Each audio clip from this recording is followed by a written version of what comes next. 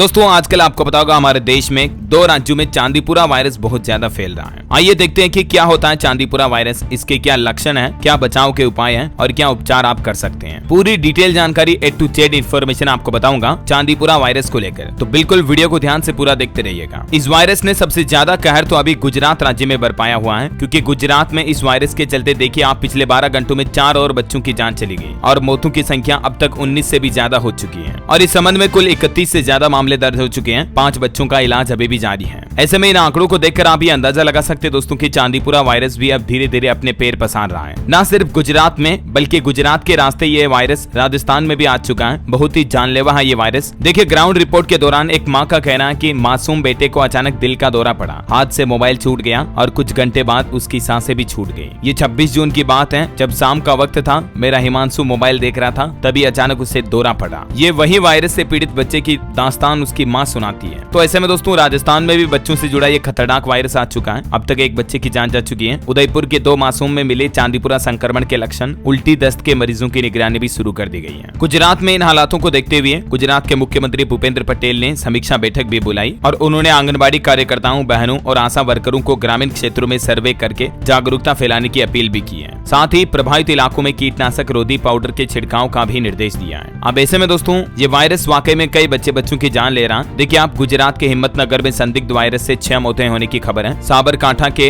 मोटा कंथारिया गांव के मोहन भाई अपनी पोती किंजल की तस्वीर दिखाते हुए, कितनी भावुक कर देने वाली तस्वीर है। ये फोटो है गुजरात के राजकोट जिले में अब तक जहां 5 बच्चों की जान जा चुकी है। वायरस से जान गंवाने वाली एक बच्ची को अंतिम विदाई देती हुई ये भावुक तस्वीर। गुजरात के तो कई जिलों में ये चांदीपुरा वायरस फैल चुका है। बताया जा रहा है कि अब तक कुल 15 से 20 मौतें हो चुकी हैं। ऐसे में लक्षण, बचाव और इलाज के ये बड़े सवाल के जवाब जानना आपके लिए बहुत जरूरी हो जाता है। आइए देखते हैं सबसे पहले इस वायरस के जुड़े लक्षण क्या है। लेकिन इससे पहले ये समझिए दोस्तों कि चांदीपुरा वायरस का संक्रमण क्या है। और इससे भी पहले आपको एक इंटरेस्टिंग बात ये बताता हूँ कि इस वायरस का नाम चांदीपुरा ही कैसे पड़ा। क्योंकि दोस्तों ये वायरस सबसे पहले महाराष्ट्र के नागपुर जिले के चांदीपुर गांव में साल 1966 में फैला था, जहां 15 साल तक की आयु के कई बच्चों की मौत हो गई थी। तभी से इस वायरस का नाम ही चांदीपुरा पड़ गया। और भी इस वायरस की 3 अहम बातें आप देख सकते हैं। 15 साल से कम उम्र के बच्चे इस वायरस से सबसे ज्यादा शिकार होते हैं। BHU के प्रोफेसर सुनीत सिंह और उनकी छात्रा नेहा पांडे ने इसका तोड़ भी खोज लिया। जल्दी उम्मीद है हमें इसकी वैक्सीन भी देखने को मिलेगी। बहरहाल अभी बात करते हैं कि वायरस है क्या।